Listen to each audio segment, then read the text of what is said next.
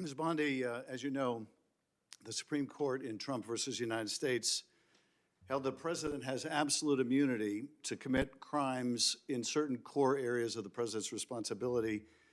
One of those core areas is the Justice Department. So in a breathtakingly dangerous and irresponsible decision, Justice Roberts and the majority held the president could commit crimes using the Department of Justice and be immune from prosecution.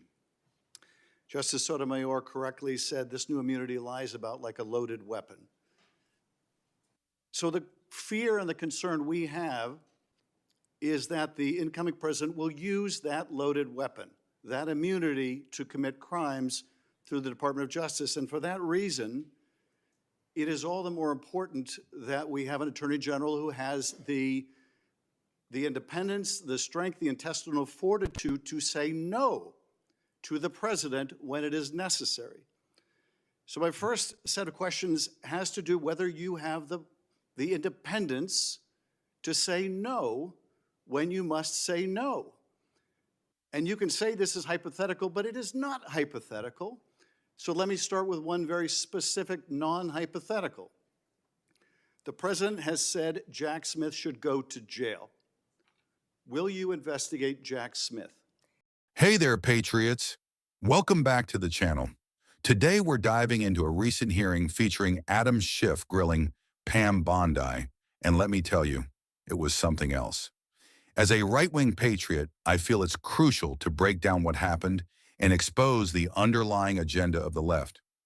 Senator, I haven't seen the file. I haven't seen the investigation. I haven't looked at anything. It would be irresponsible of me to make a commitment regarding anything without, you're a long practicing attorney, without looking at a file. So you would need a factual predicate to open an investigation of Jack Smith, is that right? Not a summary by you sitting here. Yes, sir. And not a summary by the president either, right? Absolutely. So a summary by the president or his desire to investigate Jack Smith would not be enough for you to open an investigation of Jack Smith, is that right? I will look at the facts and evidence in any case.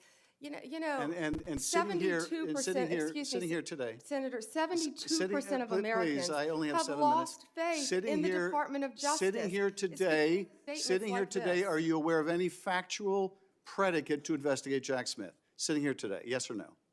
Senator, I will look at the facts and the circumstances. You can't answer that question? You're not a part of the department yet. There's no worry about divulging law enforcement sensitive information. So just tell us, are you aware of a factual predicate to investigate Jack Smith? Yes or no? Senator, what I'm hearing on the news is horrible. Aware of a... Do I know if he committed a crime? I have not looked at it. You seem reluctant to answer a simple question. Let me ask you a different simple question. The president also wants to jail Liz Cheney. Sitting here today, are you aware of any factual basis to investigate Liz Cheney? Yes or no? Senator, that's a hypothetical, and I'm not going to answer that question. No, it's not hypothetical. I'm asking you, sitting here today, whether you are aware of a factual predicate to investigate Liz Cheney. Senator, no one has asked me to investigate Liz Cheney. That is a hypothetical. The president has called for it publicly. You are aware of that, aren't you? No one has asked me to investigate. But the president has We're also worried about Liz Cheney, Senator. The president has called for this. You know what we should be worried about? Ms. Bondi, please answer my questions. The crime rate in California right now is through the roof. Ms. Bondi, your robberies are 87% higher than the national average. My question is this. That's what I want to be focused on, Senator. Do you have the power to say no to the president? And what you're suggesting today by your non-answer is you don't have the independence to say no to the president. So let me ask you a different question. It also requires you, if you're going to be a good attorney general, to be able to tell hard truths to the president. So my questions now are, can you tell hard truths to the president?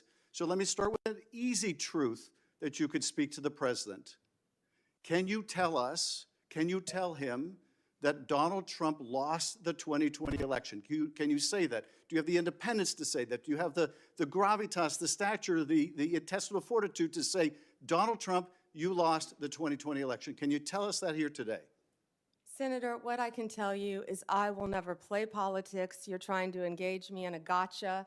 I won't do it. I won't play politics with any ongoing investigation, so let me ask you another, like you did leaking your colleague Devin Nunes's memo. If you can't answer the question, let me ask you a different, what should be a simple truth, not a hard one. Was there massive fraud affecting the result of the 2020 election, yes or no?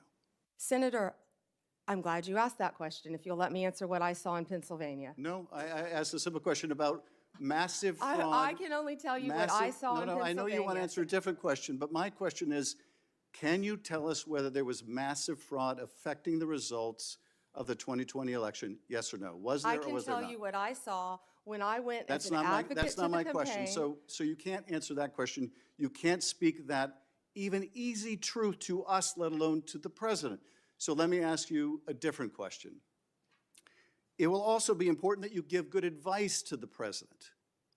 Are you prepared to advise the president not to pardon people who beat police officers? Senator, as I said, the pardons are at the direction of the president. We will look and we will advise. I will look at every case on a case, so let you'll me look at- finish, on a case-by-case Okay, basis. okay, good. And I abhor violence to police officers. Follow up with that. So will it be your advice to the president, Mr. President, I know you said you want to issue hundreds of pardons on day one. Will it be your advice to the president? No, Mr. President, I need to go over them on a case-by-case basis. Do not issue blanket pardons. Will that be your advice to the president? Senator, I have not looked at any of those files. If confirmed, I will look at the files And for will the you be able to pardons, as do, well will as you the be able to ongoing review investigation. hundreds of cases on day one? I will look at every file I am Of course asked you to won't. look So at. will you advise the Hey, president? can I will answer you- the question? Well, my question I is- would have plenty of staff. You said, of course you want. You'll be able to review Listen, I'm hundreds not of going to cases on the first day? mislead this body nor you.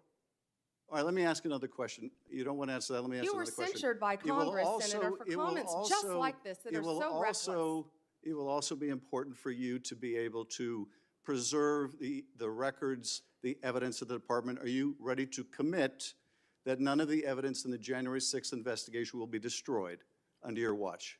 Senator, I will follow the law. I will consult with ethical officials in the Do you department. see any ethical basis to destroy evidence in the January 6th investigation?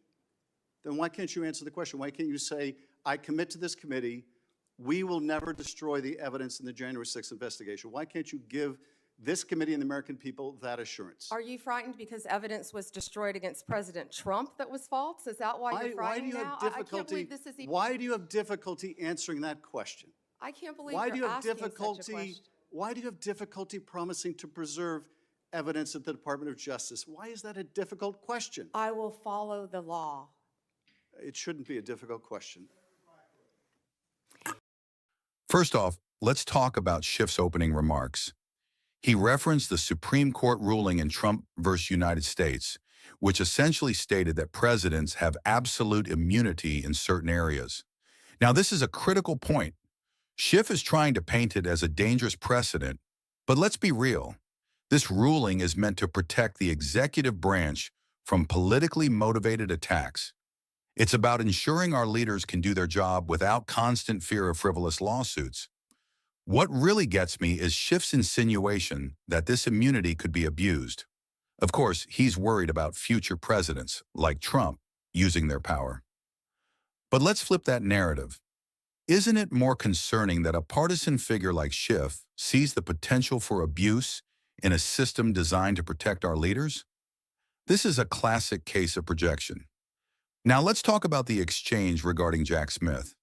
Schiff presses Bondi hard, asking if she would investigate him simply because Trump said so. And what does Bondi do? She stands her ground.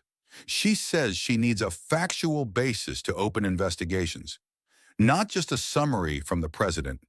This is the kind of independence we need in our government. It's infuriating to see how Schiff tries to corner her into making reckless commitments. He wants her to respond to a presidential comment without any evidence. It's like he's fishing for a headline to smear Trump. This is why we need strong leaders who prioritize the law over political games. Then there's the Liz Cheney question. Schiff claims that because Trump mentioned her, it's somehow a pressing issue. But Bondi rightly calls this a hypothetical. The left loves to create these narratives to distract from real issues. Cheney is a divided figure, and unless there's a legitimate reason to investigate her, why should we entertain Schiff's theatrics? And let's not overlook the pressure Schiff puts on Bondi about hard truths. He asks if she can say Trump lost the 2020 election. Well, here's the truth. Many Americans believe there were serious irregularities in that election. Instead of focusing on a narrative that fits their agenda, we should be advocating for transparency and integrity in our elections. Now, when it comes to pardons, Bondi emphasizes a case-by-case review. Schiff tries to trap her into saying she'd advise against pardoning anyone involved in the January 6th events. But we all know that it's not just about the actions, it's about the context. Many of those people were simply exercising their rights to protest. Labeling them as criminals is a gross oversimplification. Finally, let's address the last part of the hearing where Schiff presses Bondi about preserving evidence from January 6th. She states she'll follow the law, and honestly, that should be enough.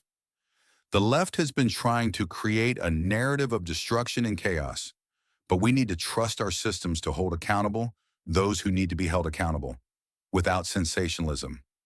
So here's the takeaway, folks. We have to be vigilant against the left's attempts to undermine our values and institutions. Pam Bondi showed strength and independence under pressure, and that's exactly what we need in our leadership. Don't let Schiff's theatrics distract you from the real issues at hand. Keep fighting for truth and justice. Don't forget to like, subscribe, and share this video. Let's keep the conversation going in the comments below. God bless you all, and God bless America.